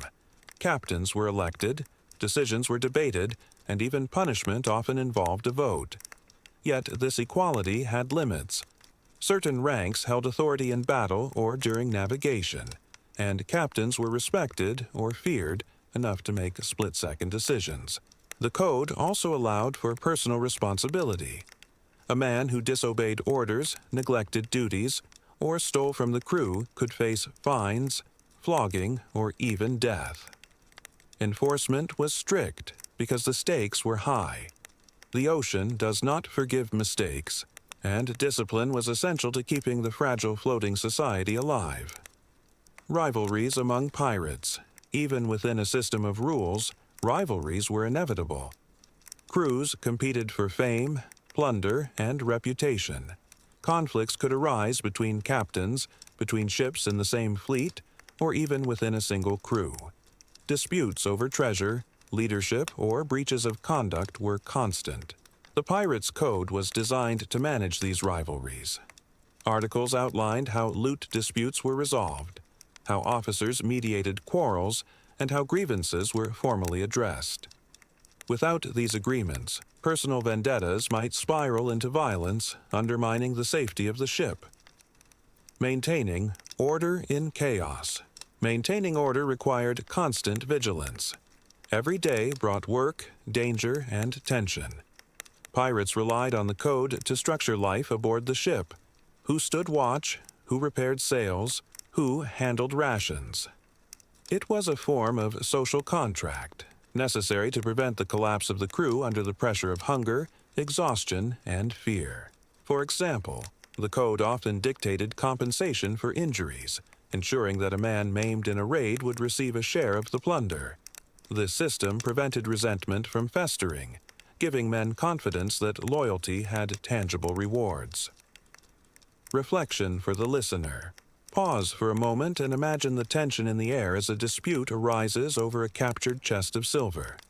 The captain consults the code, the crew votes, and a resolution is reached, not with swords drawn, but through rules forged in necessity. This fragile order is the lifeline that allows dozens of men to live together in close quarters, constantly surrounded by danger. The Pirates' Code reminds us that even in worlds that appear lawless, rules and agreements emerge to sustain life. And yet, the line between order and chaos is thin. How easily could a single act of betrayal or disobedience unravel the carefully maintained society aboard a pirate ship? Section 2. Rivalries, betrayals, and the fragile balance of trust. Life aboard a pirate ship was a study in contrasts. On one hand, there was the sense of camaraderie, the bonds formed under pressure, and the shared pursuit of plunder and survival. On the other hand, there was rivalry, quiet glances, whispered accusations, and the ever-present possibility of betrayal. In the confined, tense environment of the ship, trust was precious but fragile, and maintaining it was as critical to survival as skill with a cutlass or knowledge of the wind. Rivalries within the crew. Rivalries among pirates often emerged from simple necessities: the division of loot, assignment of duties, or competition for recognition. The Pirates' Code provided formal mechanisms for resolving disputes, but not every conflict could be contained. A slighted man might harbor resentment, a small disagreement might fester, and minor conflicts could escalate into violent confrontations. For example, a sailor who believed he was owed a larger share of treasure might argue his case with passion. If the captain sided against him, he could feel marginalized or even humiliated, leading to tension among the crew. Disputes over leadership could erupt, particularly when a new captain was elected. While the code provided structure, it could not eliminate human emotions, pride, or ambition. Betrayals and deception. Betrayal was a constant threat. Pirates often kept weapons within easy reach, aware that one man's treachery could lead to disaster. A crew member might secretly plan to seize treasure for himself, collude with a rival ship, or turn informant to a naval officer. Such betrayals were rare because of the tight-knit environment and the social consequences, but when they occurred, they were devastating. Imagine the tension. A pirate crew huddled below deck, plotting a raid, unaware that one among them secretly feeds information to a rival, or watches for an opportunity to claim the captain's share. Trust is the glue that holds a ship together. When it cracks, the consequences ripple through every aspect of life on board. The importance of reputation. Reputation was another layer in the fragile balance of trust. A pirate known for fairness and reliability could influence decisions and maintain loyalty. A pirate known for treachery could be shunned, punished, or even executed. The social structure relied as much on informal understanding as on written articles. Every word, every action mattered. A crewman who demonstrated bravery in battle, honesty in dividing plunder, and diligence in duty earned respect and influence. Conversely, a man who shirked responsibility, lied, or violated the code risked isolation, or worse, violent reprisal. Reputation was both shield and sword. It protected a pirate, but also kept him accountable. Alliances and strategic partnerships. Trust extended beyond the individual ship. Pirates often formed alliances with other crews, sharing intelligence, coordinating attacks, or pooling treasure. These alliances were fragile, dependent on mutual benefit, and reinforced by shared respect and fear of betrayal. A single act of deceit could dissolve weeks of negotiation, leaving one crew vulnerable to rivals or naval forces. Even temporary alliances required constant vigilance. A pirate captain needed to read body language, monitor loyalty, and gauge motivations. Misjudging an ally could cost a raid, a ship, or lives. In this environment, intuition and caution were as valuable as cannons or cutlasses. Punishments and enforcement. The Pirates' Code provided the framework for maintaining trust and order. Offenses were met with fines, floggings, or, in extreme cases, execution. Enforcement was public, deliberate, and a reminder of the consequences of betrayal. A pirate crew often witnessed punishment firsthand, reinforcing social norms and discouraging treachery. Yet enforcement was a delicate balance. Too harsh, and the crew might resent the captain or provoke mutiny. Too lenient, and disorder would spread. Every decision required judgment, awareness, and a sense of fairness, because the cost of losing the crew's trust could be catastrophic. Reflection for the listener. Now imagine standing on the deck at dusk. Lanterns cast long shadows, and the gentle rocking of the ship masks whispers below. You hear the clinking of coins, the rustle of sails, the low murmur of arguments. Every glance carries meaning. Every gesture might conceal ambition, resentment, or loyalty. Trust is a treasure, perhaps more valuable than gold, and just as easily lost. In the world of pirates, survival depended on understanding human nature, reading intentions, and enforcing rules fairly. It is a world where one mistake can unravel months of careful planning, and where loyalty is earned rather than assumed. And so, as you drift in thought with the sway of the waves, consider this quiet question. If even pirates, living in lawless freedom, must rely on trust, rules, and reputation, how much do we depend on invisible social codes in our own lives? Codes we rarely notice but which shape our survival and our decisions. Section 3. Loyalty, Leadership, and the Final Lessons of the Pirate's Code. Standing on the deck as the sun rises, you can feel the rhythm of the ship beneath your feet. The wind fills the sails, gulls circle overhead, and the waves lap against the hull. Life aboard a pirate ship is exhausting, dangerous, and unpredictable. But it is also guided by something invisible yet essential: loyalty. Without it, no captain could hold a crew together, and no ship could survive the relentless challenges of the sea. Leadership at sea. Pirate leadership was a careful balance between authority and democracy. Captains were elected, and their power was often limited to decisions in battle or urgent navigation. Outside of those moments, the crew had a voice in how the ship operated, how treasure was divided, and how disputes were resolved. A captain's effectiveness depended on more than skill or bravery. Respect and loyalty were earned through fairness, competence, and courage. A man who made rash decisions, ignored the code, or treated his crew unjustly could be voted out, or worse, replaced through mutiny. Leadership was a continuous negotiation, a performance of authority tempered by consensus. Loyalty among the crew. Loyalty was fragile, yet indispensable. Pirates relied on one another for survival, whether pumping water from the hull, manning the cannons, or navigating treacherous waters. Betrayal could mean death. Mutual dependence created bonds, but these bonds required constant attention. Acts of fairness, shared risk, and equitable division of loot strengthened loyalty, while favoritism, neglect, or dishonesty could dissolve it. Even minor infractions could erode trust. A sailor who took more than his share, shirked duty, or failed to protect his comrades might be ostracized or punished. Loyalty, therefore, was both a moral expectation and a practical necessity, a glue holding the ship together amidst chaos. The final lessons of the Code. The Pirate's Code, with its rules, rituals, and punishments, was more than a document. It was a philosophy of survival. It demonstrated that even in a world of apparent lawlessness, humans create structure, negotiate risk, and rely on shared values to endure.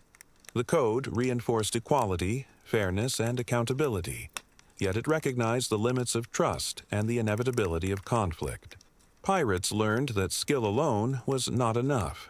Strategy, vigilance, psychological insight, and social intelligence were equally crucial. Understanding human nature, reading intentions, and enforcing rules fairly were daily necessities. Without these, a ship could descend into chaos, and a crew could turn on itself. Reflection on leadership and loyalty. Now imagine the quiet moments between storms, when the crew rests in hammocks below deck and the captain surveys the horizon. The ship is not just wood, sails, and rope. It is a floating society, with its own fragile social contract. Every decision, every enforcement of the code, every display of fairness or authority ripples through the crew, influencing morale, trust, and survival. Loyalty and leadership are intertwined. A captain who commands respect fosters loyalty. A crew that honors the code strengthens the captain. This delicate balance allows pirates to endure hardships, survive storms, and face battles that would overwhelm unorganized groups. Closing thought. As the waves shimmer under the morning sun, it becomes clear that the Pirates' Code was not merely about plunder or adventure. It was a lesson in human nature. Even in a lawless world, survival demanded order. Even among thieves, equality and fairness were prized. And even on a ship constantly threatened by storms, disease, and betrayal, loyalty and leadership could mean the difference between life and death. So, as you imagine the ship gliding across the endless sea, consider this quiet question. How often do we rely on invisible codes, unspoken agreements, and shared trust in our own lives, guiding behavior and shaping outcomes without ever noticing? For pirates, these principles were survival. For us, they quietly steer the course of daily existence. Story 6. Hidden Havens, Pirate Ports, Safe Harbors, and the Secrets of Shore Life. Section 1. Hidden Havens, Pirate Ports, Safe Harbors, and the Secrets of Shore Life. Imagine stepping off the deck of a pirate ship and onto solid ground after weeks at sea. The waves have tossed your body, the wind has whipped your face, and the salty tang of the ocean clings to your clothes and hair. Now, as you enter a hidden port or secluded cove, the pirate world shifts dramatically. On land, life is no less dangerous, but it takes on a different rhythm, a slower, quieter and yet equally precarious existence. The need for safe havens. Pirates, like all sailors, required places of refuge. Open seas offered no respite from storms, injury, or illness. Naval patrols and privateers made every anchorage a potential trap. Hidden harbors, often shallow inlets, remote coves, or secret bays, became essential to survival. These havens provided shelter for ships, a place to repair damage, replenish supplies, and rest weary crews. Yet these ports were not marked on any official map. They were known only through word of mouth, careful reconnaissance, or the loyalty of other pirates. To find a safe harbor was to find a temporary sanctuary in an otherwise hostile world. And, like the sea itself, these havens were treacherous in their own way. A poorly chosen cove could trap a ship during a storm or leave it exposed to enemy attack. Life in pirate ports. Once ashore, pirates discovered an entirely different set of challenges. Pirate ports were small, often makeshift settlements, blending with local populations or hiding in plain sight. Taverns, warehouses, and secret storage facilities became centers of commerce and gossip. Here, plundered goods could be traded, crew members could rest or gamble, and rumors about naval movements or rival pirates could be exchanged. Life ashore was social as much as it was practical. Men sought companionship, entertainment, and distraction from the relentless tension of shipboard life. Music, storytelling, and card games filled the hours, though the laughter was always tinged with caution. Danger could appear suddenly, whether from the law, rival pirates, or a betrayed alliance. Repairing ships and replenishing supplies. A pirate ship was constantly in need of care. Saltwater rotted wood, sails tore in storms, and rigging frayed with wear. Hidden harbors provided the resources for repairs. Local craftsmen scavenged timber and barrels of fresh water. Food was replenished with fish, livestock, or trade, and sometimes illicitly acquired goods. Yet, even in these safe spaces, the work never ended. Men patched sails by candlelight, caulked seams, sharpened weapons, and scrubbed the decks, all while keeping one eye on potential threats. Even on land, pirates could not afford complacency. A moment of carelessness could result in theft, injury, or the loss of their most precious possession, the ship itself. Governance and order ashore. Pirate ports were often governed differently than the ships themselves. While a pirate ship had its code, a port required negotiations with locals, merchants, or other crews. Agreements and informal rules kept the peace. Pirates had to be cautious. Too much violence could draw the attention of authorities, while too little assertiveness could invite robbery or betrayal. Some ports operated almost like microcosms of pirate society, with informal councils to resolve disputes, distribute resources, and coordinate trade. These rules were less codified than the shipboard code, but relied equally on reputation, trust, and fear.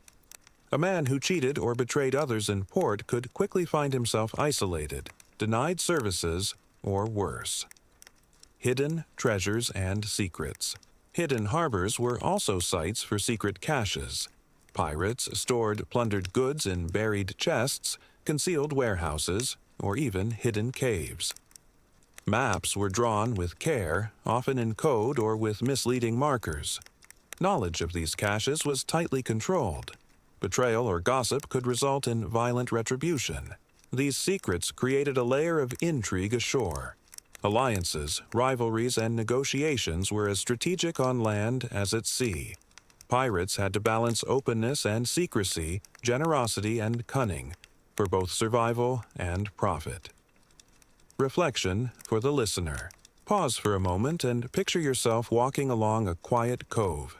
The smell of salt and timber thicken the air, lanterns flickering in taverns, voices murmuring secrets and stories. You see a pirate crew repairing a ship, a merchant exchanging goods, and perhaps a hidden stash of treasure tucked away just beyond view.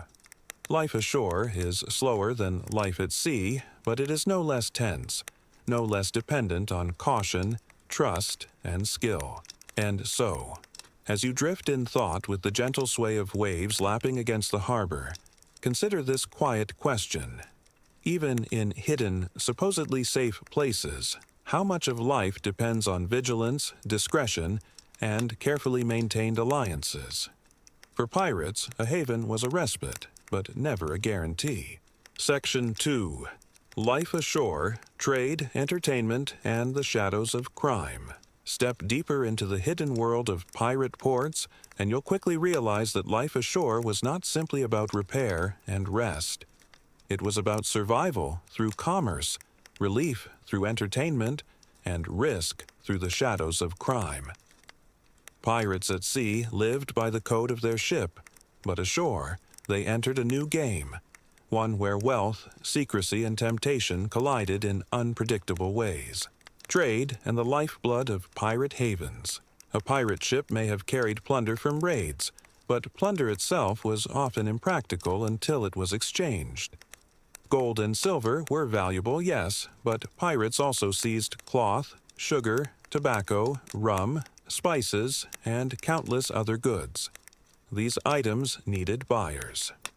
In hidden ports and safe harbors, pirate goods entered a shadowy economy, often indistinguishable from legitimate trade once they passed through a few sets of hands. Merchants, many of them operating at the edges of legality, welcomed pirates so long as profit was assured. Goods were sold at discounted prices, exchanged for supplies, or smuggled to larger markets where their origins could be forgotten. Local populations often benefited too. Cheap goods filled taverns and markets, bringing prosperity to communities that were otherwise overlooked by larger empires. Yet this trade came with risk. Too open a market invited suspicion from colonial authorities. Too closed a market led to famine within pirate ranks. Balance was delicate. Pirates relied on the trust of merchants, smugglers, and innkeepers, while those same figures relied on pirates for wealth. One betrayal, one careless word, could bring warships down upon the harbor. Entertainment and release from the sea. Once trade was settled, once sails were patched and supplies stored, pirates turned to entertainment. Life aboard ship was monotonous and exhausting. So, on land, the men sought distraction in any form available. Taverns filled quickly with rowdy laughter, clinking mugs, and the smell of cheap ale. Dice games rattled across tables while playing cards passed from hand to hand. Music carried through the night. Fiddlers, drummers, and singers brought the rhythms of Europe, Africa, and the Caribbean together, echoing the diverse backgrounds of pirate crews. Dances took place in sandy courtyards or dimly lit tavern halls, a swirl of movement where rough voices softened into song. For a moment, the sea's hardships seemed distant. Yet entertainment was not always innocent. Gambling debts led to brawls. Alcohol fueled disputes that simmered beneath the surface.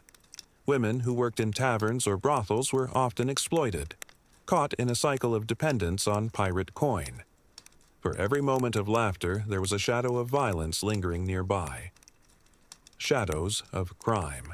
Pirates ashore were not saints, and the line between organized piracy and disorganized crime was thin. Smuggling networks overlapped with theft, forgery, and blackmail. Some pirates engaged in kidnappings for ransom. Others stole from fellow crew members or robbed merchants who had once been their allies. Law was far away in these hidden havens, but not absent. Local authorities, if they existed, were often corrupt. A bribe could buy silence, a threat could earn protection. But crime also bred fear. No pirate could fully trust another, especially in port. A friend at sea could become a rival ashore, competing for wealth, affection, or influence. These conflicts sometimes escalated into violence that scarred entire communities. A tavern burned in revenge. A merchant disappeared after crossing the wrong crew. Rumors spread of hidden bodies buried in shallow graves near the shore.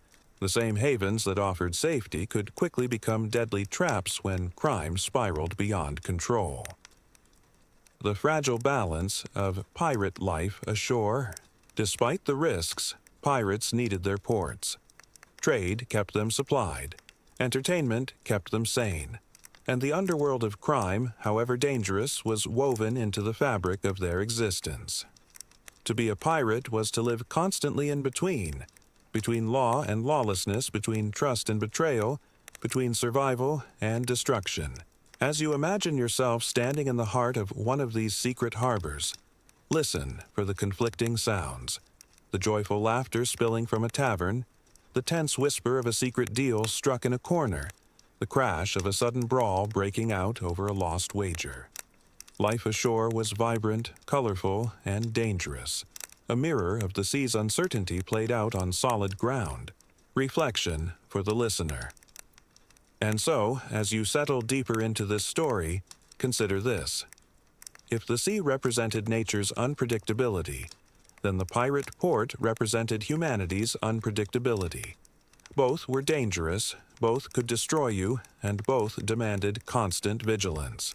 But here is the lingering thought. How much of pirate life ashore was truly freedom, and how much was simply another cage, shaped not by the ocean's waves but by human greed, desire, and mistrust? Section 3. Shoreline Illusions. When safe havens turn. Deadly, safe harbors were never truly safe. For the pirate, land offered rest and relief, but also danger in disguise. A shoreline could look like salvation, trees swaying gently in the breeze, smoke curling from tavern chimneys, merchants smiling with open arms. But beneath the surface, every harbor carried its own illusions. To step ashore was to gamble with one's life. The illusion of welcome. At first, a pirate might believe himself among friends. Locals greeted crews with laughter, merchants rushed forward with supplies, and tavern keepers poured drink after drink. The pirate's gold was heavy, his crew loud and victorious. For a moment it seemed as though the world ashore welcomed him as a hero. But hospitality was often an illusion, crafted to mask quiet schemes. A merchant who offered low prices might secretly plan to report the pirate's presence to colonial governors. A tavern keeper might water down drinks and pocket the difference. A smiling local might whisper directions to enemy patrols in exchange for protection. The warmth of welcome was often a trap, baited with smiles and emptied with betrayal. The illusion of safety. Pirate ports promised safety, but no law could ever guarantee it. Rival crews might anchor nearby, their captains watching for weaknesses. Fights could erupt in crowded streets, knives flashing under lantern light. Even allies grew suspicious, for trust was fragile when treasure was at stake. A pirate might enter a harbor thinking himself safe, only to vanish by morning. Some were lured into ambushes. Others were poisoned in taverns, their purses stolen before dawn. In the darkness of the Caribbean night, bodies sometimes washed up on shore, silent proof that safety was nothing more than an illusion. The illusion of rest. Perhaps the most dangerous illusion of all was rest. At sea, the pirate worked without end, hauling ropes, scanning the horizon, sleeping in cramped quarters. On land, he longed for rest. He let his guard down. He drank too much, gambled too freely, boasted too loudly. And in those careless moments, enemies moved closer. A rival could overhear plans for the next raid. A spy could slip information to waiting naval patrols. A lover could steal a map, a weapon, or a purse. The illusion of rest left many pirates unprepared for the dangers that crept silently around them. When havens turn deadly, history offers grim reminders. In some ports, entire crews were betrayed by the very communities they trusted. Ships were burned while anchored, their sails set aflame in the night. Pirates were ambushed in their sleep, dragged from taverns by soldiers who had been tipped off. Even in havens built by pirates themselves, small communities hidden in coves or marshes, the risk of betrayal remained. A desperate man, seeking pardon or gold, could undo years of careful secrecy with a single word. One traitor could bring an armada. One whisper could end an entire brotherhood. The final reflection. So what, then, were these safe havens? They were not fortresses, not true shelters. They were illusions, fragile as smoke and just as easily scattered by the wind. Pirates stepped ashore because they had no choice. Ships needed repair, crews needed food, bodies needed rest. But every moment spent ashore was a moment of danger, cloaked in the disguise of safety. And so, as you picture the pirate leaning against a tavern wall, the night air heavy with laughter and the scent of spilled rum, remember the hidden truth. The harbor he trusted might already be plotting his downfall. The sand beneath his feet, the very shoreline he thought a refuge, might soon become his grave. Safe havens in the world of piracy were not truly safe. They were only pauses in a life of peril, illusions that promised shelter but all too often delivered death.